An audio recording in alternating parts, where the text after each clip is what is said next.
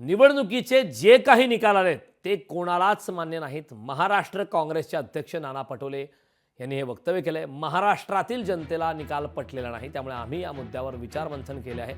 ईव्हीएमच्या मुद्द्यासाठी जन आंदोलनाशिवाय दुसरा मार्ग नाही असं देखील यावेळी नाना पटोले यांनी म्हटलंय। ईव्हीएमच्या मुद्द्यावरून जितेंद्र आव्हाड ही आक्रमक झालेत। ईव्हीएमचा विरोध करा, बॅलेट पेपरची मागणी करा असंही आव्हाड यांनी म्हटलंय। महाराष्ट्र में जो कुछ भी चुनाव के नतीजे आए हैं, पार्टी हाईकमांड को भी उस नतीजे से अवगत है, क्योंकि खुद पार्टी हाईकमांड भी वहाँ मौजूद थी।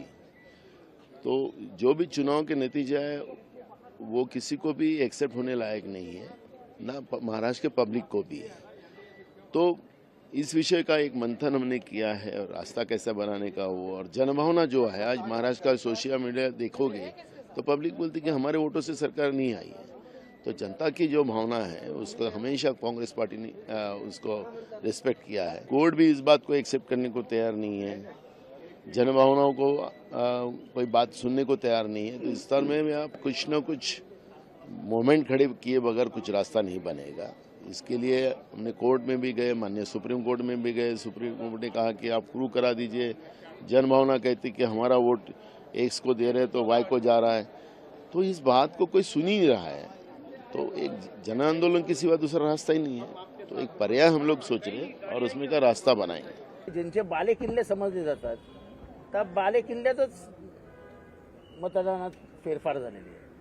आणि मी हे आज बोलत नाहीये, मी आज साहेबांसमोर सुद्धा सांगितलं की मी 2014च्या नंतर लगेच सांगितलं होतं आपल्याला ईव्हीएम विरुद्ध लढावं लागेल।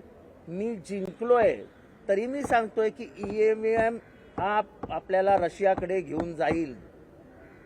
जसं पुतीननी, हे मी अगदी शुद्धीवर असताना बोलतोय, जसं पुतीननी आपल्या विरोधकांना निवडणुकीद्वारेच संपून टाकलं तसं भारतात होणार, भारताचा रशिया होणार।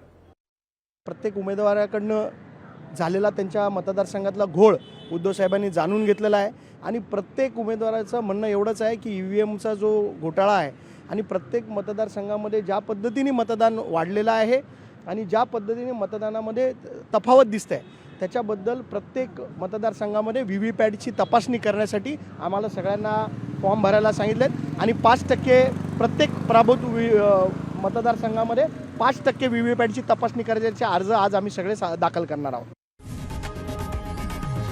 लोकशाही मराठी ऐका, पहा, जागरूक रहा।